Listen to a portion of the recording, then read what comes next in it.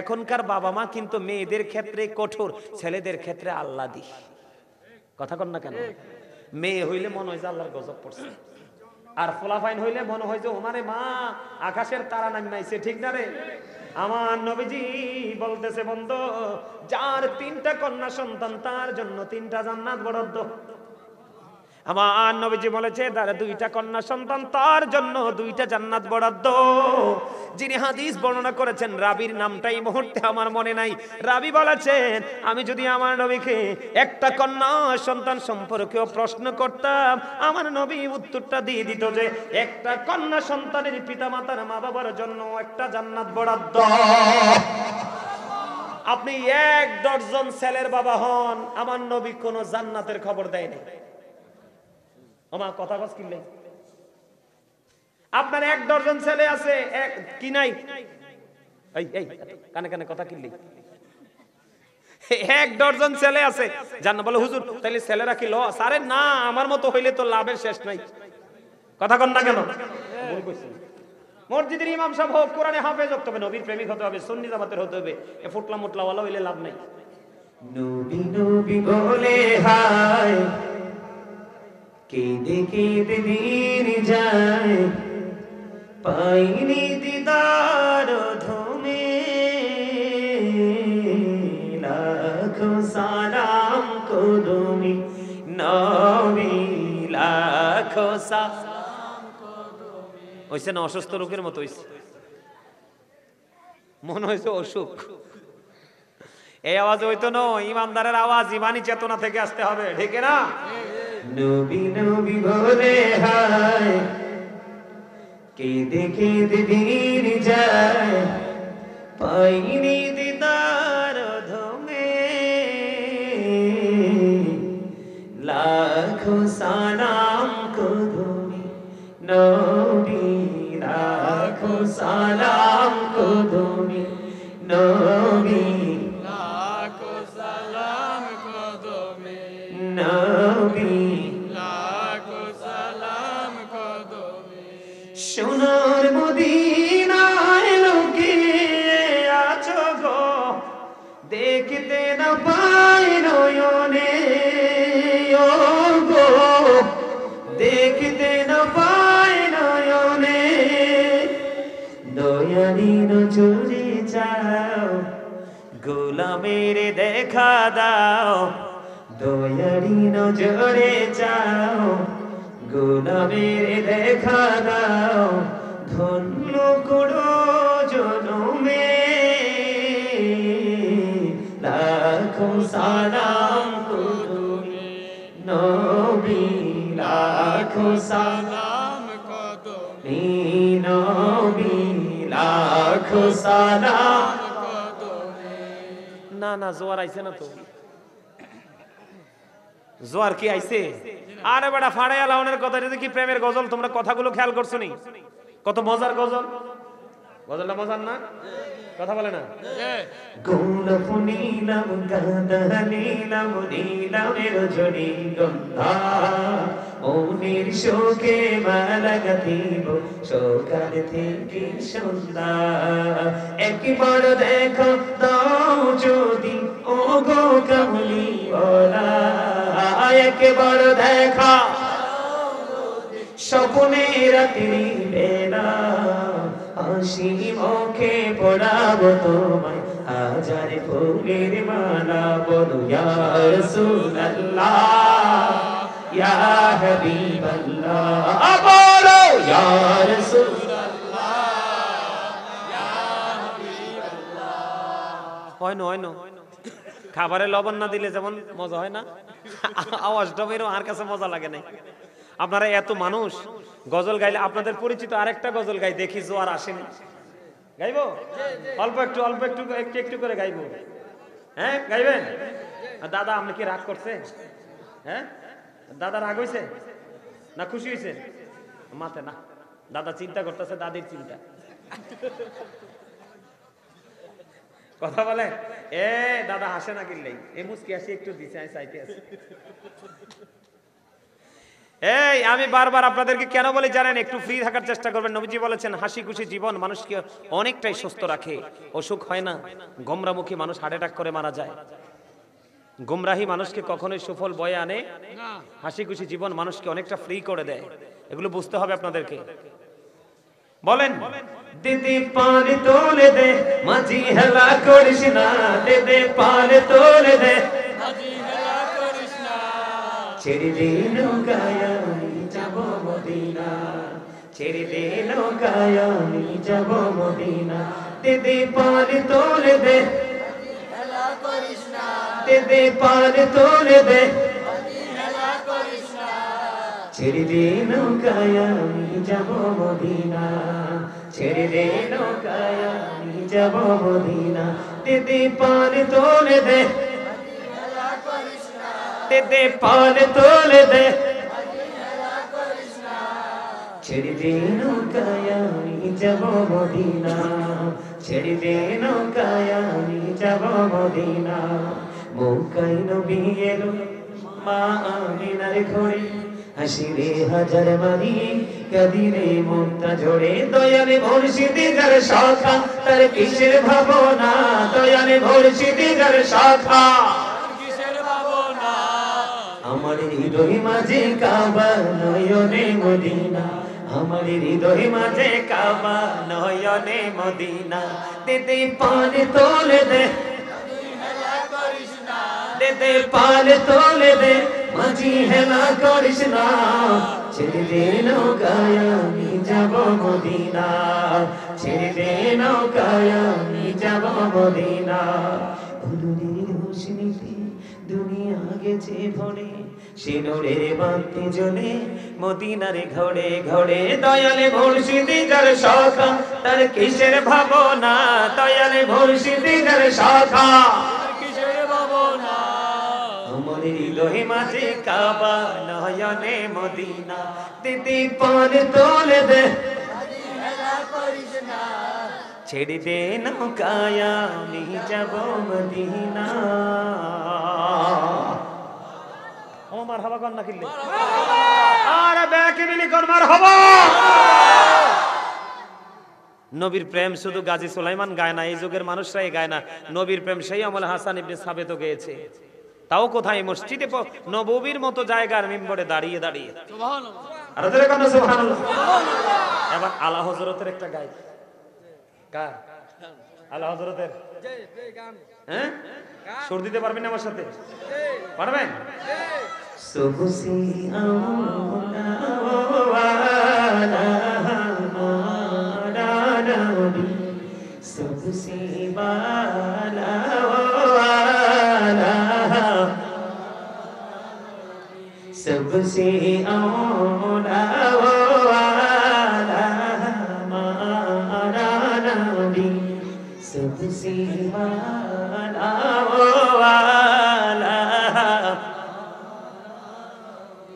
अपने मौला का प्यारा हमारा नबी, अपने मौला हमारा नबी, दोनों आलम का दुल्हा हमारा नबी, सबसे सबसे औला वाला हमारा नबी, सबसे बाला वाला, खल्कों से औलिया औलिया से रसूल, खल्कों से औलिया से रसूल, रसूल से आला हमारा नबी, सबसे औला हमारा नबी, सबसे बाला वाला हमारा नबी। এটা আশেকের রাসূলদের রূহের খোরাক। আশেকে রাসূল আলোচনা শুনে আলোচনা করে যত স্বাদ পায় তার চেয়ে অনেক বেশি স্বাদ পায় রাসূলের শান গেয়ে, ঠিক না? আরো জোরে, আপনারা খুশি হয়েছেন নি? আরো জোরে। আমার কাছে আরেকটা গজলের আবদার আছে, এটা গেয়ে শেষ করে দিব। গাইব? পছন্দ করেননি আপনারা সবাই গজল? হ্যাঁ, আলহামদুলিল্লাহ বলেন। ভাই আমার এই কালা ভাইটা পিছনতে বইয়ে বইয়ে কইতেছে হুজুর আমার একটা পছন্দের গজল আছে, এটা একটু শোনান। কে? আপনারা একটু শোনেন আমার থেকে। আমার মা নাই, আমার বাবা নাই, দয়াল রে দয়াল, আমার কি মা ডাকার স্বাদ নাই রে, আমার কি বাবা ডাকার স্বাদ নাই রে, বলেন আমার মা নাই, আমার বাবা নাই, দয়াল রে দয়াল, আমার কি মা ডাকার স্বাদ নাই রে, আমার কি বাবা ডাকার স্বাদ নাই রে, ঘরে যাইয়া সবাই দেখে মা জননীর মুখ, বাবা যখন মাথায় হাতে ভুলে যাই সব দুঃখ, বলেন শয়নে স্বপনে শুধু মা তোমার কথা মনে হয়, কতদিন দেখি না তোমায়, ভুলে কি গেছো আমায়, ভুলে কি গেছো আমায়, আদর সোহাগ মাগো আর কোথা পাবো, কারা চলে আমি নিজেকে জড়াবো, আদর সোহাগ মাগো আর কোথা পাবো, কারা চলে আমি নিজেকে জড়াবো, কার কাছে ধরবো মিছে বায়না, তোমার মতো কেহ নাই, শয়নে স্বপনে শুধু মা তোমার কথা মনে হয়, আমার ভুবন জুড়ে শুধু দুঃখ জ্বালা, কে আর পড়াবে আমায় সুখের সে মালা, আমার ভুবন জুড়ে শুধু দুঃখ জ্বালা, কে আর পড়াবে আমায় সুখের সে মালা, কপালে কে দেবে আর কাজলের টিপ, তুমি জেনে ধরাই, শয়নে স্বপনে শুধু মা তোমার কথা মনে হয়। দেখেন চোখের পানি, দেখেন চোখের পানি, দেখেন চোখের পানি, চোখ বন্ধ। সম্মানিত উপস্থিতি, এই মাহফিলগুলো মানুষকে তার অতীতকে মনে করিয়ে দেয়, এই মাহফিলগুলো তার ফিউচারকে মনে করিয়ে দেয়, এই মাহফিলগুলো তার ফার্স্ট টাইমটাকে মনে করিয়ে দেয়, এই মাহফিলগুলো তার প্রেজেন্ট যে টাইম সেটাকে মনে করিয়ে দেয়।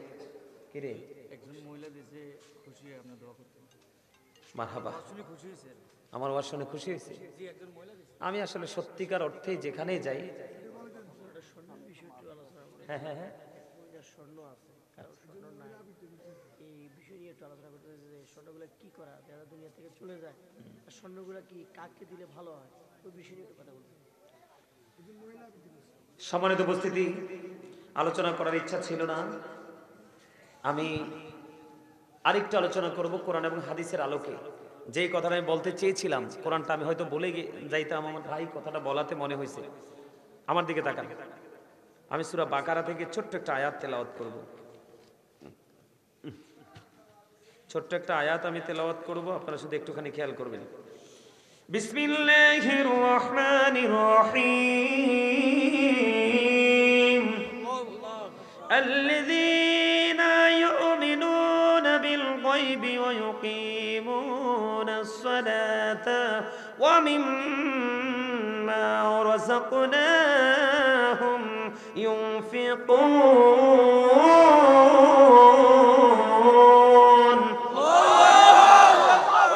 আরে যারা বলেন আল্লাহু আকবার আল্লাহু আকবার মজা হয় না আপনাদের শুরু থেকে এই সবই দুর্বল আসছেন যে এতে আন্তরিক মোবারকবাদ জানাই তবে যত যত এই যে আমি আমার চোখে পড়ছে আর কেউ চোখের পানি আসছে কিনা ওই যে আমার একটা ভাই এই যে আমার চোখে একটা এটা এতক্ষণ কিন্তু হেসে হেসে রেকর্ড করছে আলোচনা শুনছে যখন মায়ের সামনে একটা গজল গাইলাম চোখ দুটো বন্ধ হয়ে গেল দু চোখ বেয়ে বেয়ে তার পানি ঝরতে থাকলো ওইটাও কাঁদতেছে এই যে চোখের পানি কিন্তু তার ভিতর থেকে সকল কিছুকে হালকা করে দিয়েছে কে করে দিয়েছে আমি যে আয়াতটা তেলাওয়াত করলাম আল্লাহ রাব্বুল আলামিন কি বলেছেন সাবধানী ওরাই কারা সাবধানী যারা অদৃশ্য বিশ্বাস করে সালাত কায়েম করে আল্লাহ বলেছেন আমিম্মা রাযাকনাহুম ইনফিকুন আল্লাহ যে সম্পদ দিয়েছে সম্পদ থেকে তারা যা দান করে ঠিক কিনা বলেন আরো জোরে সম্মানিত উপস্থিতি একজন জানতে চেয়েছে তার কাছে কিছু গোল্ড আছে মানে স্বর্ণ আছে কি আছে আমাদের বাংলাদেশের মানুষের মূল্যবান একটা ধাতুর মধ্যে গুরুত্বপূর্ণ একটা ধাতু হলো সোনা গুরুত্বপূর্ণ একটা ধাতু কি সোনা এই সোনা মানুষের জীবনে ক্লান্তি লগ্নে বিপদের সময় কিন্তু অনেক বেশি গুরুত্বপূর্ণ ভূমিকা রাখে উনি জানতে চেয়েছে উনি যদি ইন্তেকাল করে এই স্বর্ণগুলো উনি কি করবে এই কথা বলবেন না দয়া করে এটা কিন্তু একটা সম্পদ এটা কি সম্পদ আমি ওনাকে একটা পরামর্শ দিব আজকের ওয়াজ থেকে আজকের আলোচনা থেকে যিনি জানতে চেয়েছেন ওনাকে আমি একটা পরামর্শ দিব আমার নবীজির হাদিসের আলোকে এটা আমার মন গড়া ভাবে বলার কোনো ইখতিয়ার নেই আমার নবীজির হাদিসের আলোকে আমি ওনাকে পরামর্শ দিব যদি ওনার চলার মতো সে এবিলিটি থাকে কি থাকে একটা মানুষ কতদিন বাঁচবে সুস্থভাবে মরবে কিনা অসুস্থভাবে মরবে এটা কিন্তু তার জানা নাই এজন্য কিন্তু তার সম্পদ রাখা দরকার আছে যেমন কেমন দরকার আছে ওনার সন্তান আছে নি যিনি জানতে চাইছে ওনার কি ছেলে মেয়ে আছে যিনি জানতে চাইছে ওনার কি ছেলে মেয়ে আছে যিনি ওই সোনার ব্যাপারটা জানতে চাইছে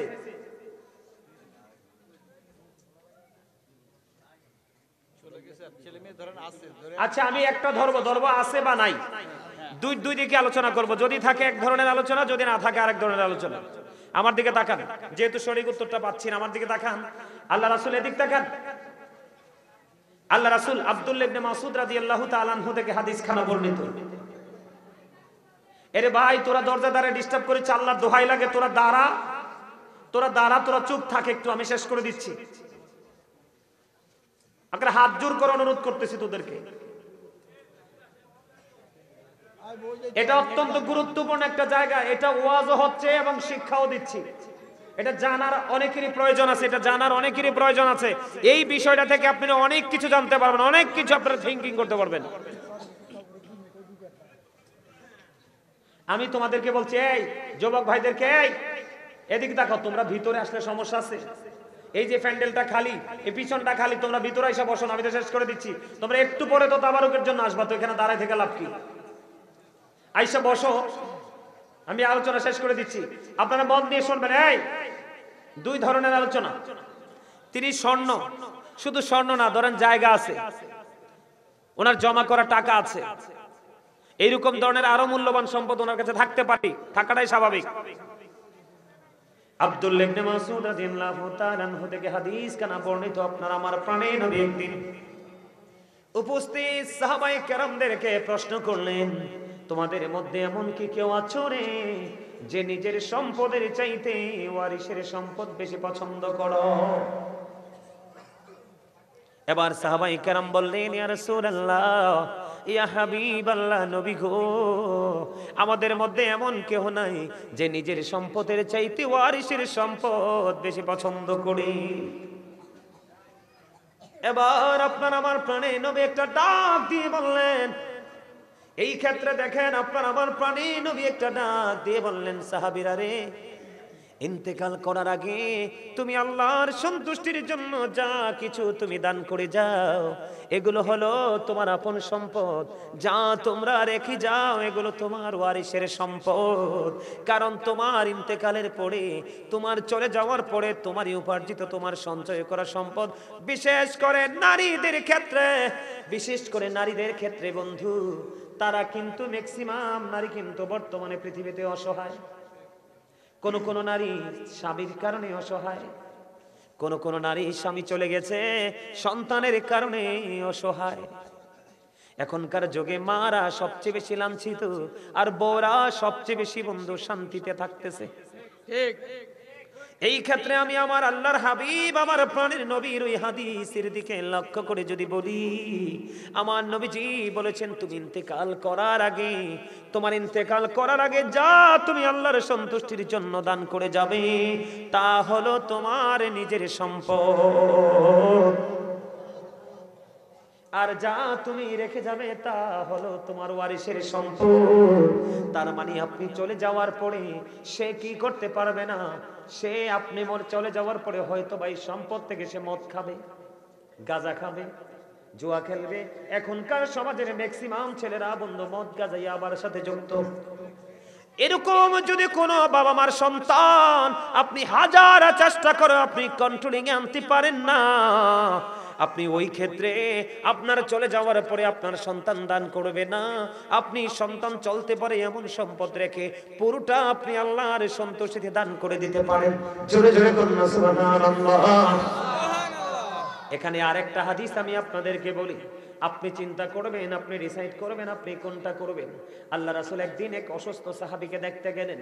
সাহাবীকে যখন দেখতে গেলেন, দেখতে যাওয়ার পরে ওই সাহাবী একটা ডাক দিয়ে বললেন, ইয়া রাসূলুল্লাহ, আমি আমার সব সম্পত্তি আমি দান করে দিব। নবীজি বললেন, না না, সব সম্পত্তি দান করা যাবে না। ইয়া রাসূলুল্লাহ, তাহলে আমি অর্ধেক দান করে দিব। আমার নবীজি বললেন, না না, অর্ধেক দান করা যাবে না। আমার নবীজি আবার বললেন, ইয়া রাসূলুল্লাহ, তাহলে 1/3, তার মানে 3 ভাগের 1 অংশ আমি দান করে দিব। এই কথা বলার পরে নবীজি বললেন, হ্যাঁ, এটা তুমি করতে পারো। এবার আপনারা প্রশ্ন করতে পারেন, হুজুর সবগুলো দিতে বলেছে, নবীজি বললেন না। অর্ধেক দিতে বলেছে, নবীজি বললেন না।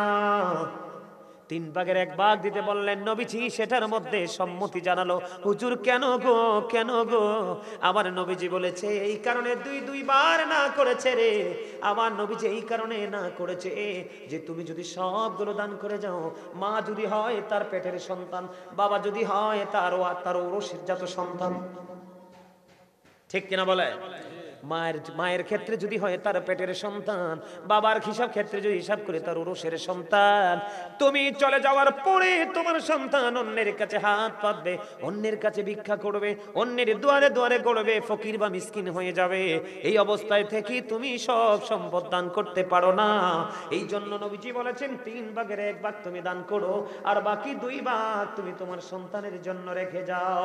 এই ক্ষেত্রে আমি যদি মা হয় অথবা বোন হয় অথবা ভাই বাবা হন, আমি আপনাকে বলবো আপনি চিন্তা করবেন আপনার সন্তান কোন কোয়ালিটির। যদি আপনার সন্তান তা থাকে, আপনি যেইটুকু পরিমাণ সন্তানকে দিয়ে স্বাবলম্বী করে যেতে পারেন ওইটুকু রেখে বাকিটা আপনি আল্লাহর সন্তুষ্টির জন্য দান করে যাবেন। আবার যদি মনে করেন যে না না না, আমার যদি অসুখ হয়ে যায়, আমি যদি বিপদে পড়ে যাই, শেষ সময় যদি কেউ না থাকে, আপনি কি করবেন? এটা আপনি মজুদ করে রেখে দিবেন। আপনার সেবার জন্য কাউকে না কাউকে নিয়োজিত করে দিবেন।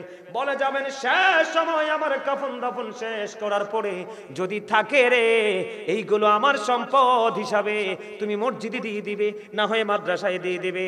অন্যথায় মসজিদ মাদ্রাসা যদি তোমার এরিয়াতে যদি স্বাবলম্বী থাকে, মসজিদের মাদ্রাসার কোনো সমস্যা নেই। তোমার এলাকায় যদি কোনো গরিব থাকে, তুমি তাকেও দান করে এস্টাবলিশ করতে পারো, ঘর দিতে পারো, অথবা বিয়ের ব্যবস্থা করতে পারে না কোনো মেয়েকে বিয়ের ব্যবস্থা করতে পারো। যেমন আমি আমার একটা মাদ্রাসাতে একটা বাচ্চা আমি নিয়ে আসছি, আপনার সামনে দাখিল পরীক্ষা দিবে, কোরআনে হাফেজ, ওই বাচ্চার বাবা মা সব খরচ চালাইতে পারে না। আপনারা দেখছেন কিনা জানি না, আমি গাজী ফাউন্ডেশনের চেয়ারম্যান হিসাবে আমার ফাউন্ডেশনের একটা পেজ আছে, এটাতে আপনারা দেখবেন, ওই পেজের মধ্যে দেখবেন ছেলেটার দাখিলের কিতাবগুলো সবগুলো আমি আমার ফাউন্ডেশন থেকে দিয়েছি, এবং সবগুলো লাগবে আজ নেক্সট জানুয়ারিতে লাগবে যেগুলো সেগুলো দিব। এবং আমি বলে দিয়েছি তোমার কামিল করা পর্যন্ত, কামিল কমপ্লিট করে যদি তুমি বিদেশের বাড়িতে ওরাল দিয়ে যে পিএইচডি করতে চাও, আমি সেটাও পর্যন্ত তোমার জন্য করতে রাজি আছি।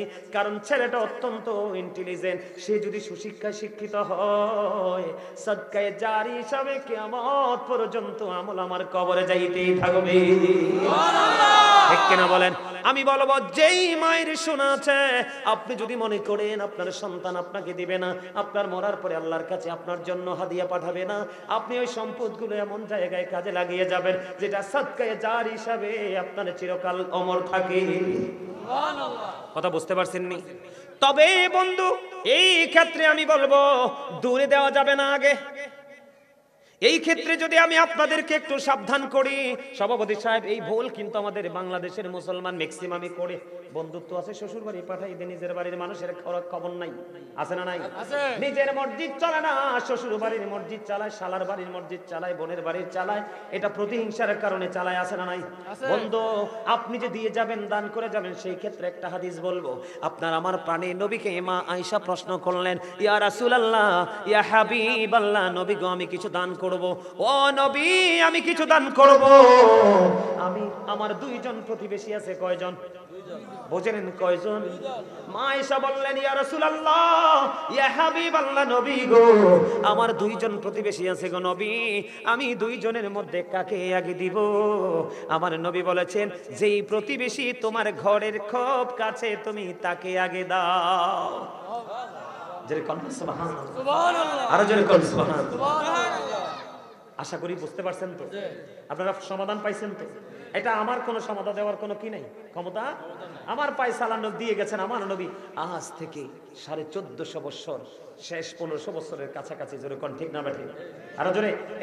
এই প্রশ্ন দ্বারা সবাই বুঝে নিছেন তো, সন্তানকেও ভিক্ষুক বানিয়ে যাওয়া যাবে না।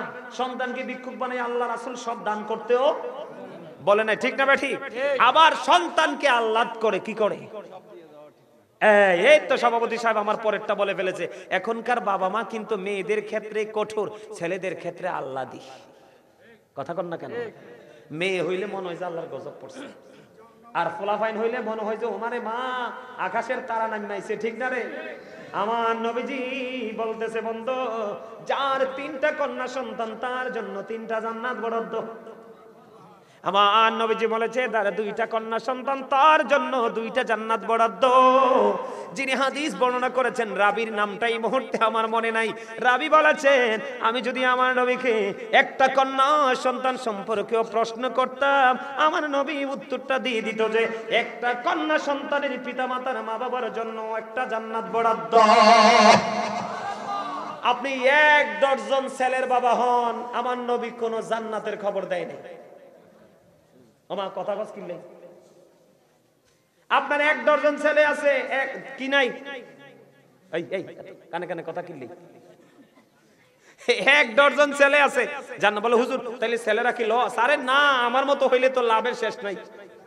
কথা কন না কেন? ভুল কইছি। মসজিদের ইমাম সাহেব হোক, কোরআনে হাফেজ হতে হবে, নবীর প্রেমিক হতে হবে, সুন্নি জামাতের হতে হবে, এ ফুটলা মুটলা ওয়ালা হইলে লাভ নাই। কথা বুঝতে পারছেন নি আমা? হ্যাঁ, কথা বুঝতে পারছেন? সোজা বুঝতে পারছেন? যাই হোক, সম্মানিত উপস্থিতি, আর মাহফিলটা হোক, এটা আপনারা চান কি চান না? সবাই চান? এই ক্যামেরা কি বন্ধ করো, হ্যাঁ সব বন্ধ করো।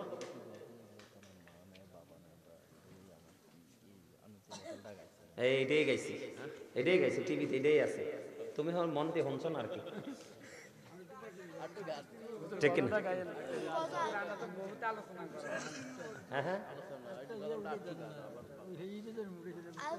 এনে আরেকটা আছে, আরেকটা আবদার আছে, এটা সবার পরে গাইবো, আগে না।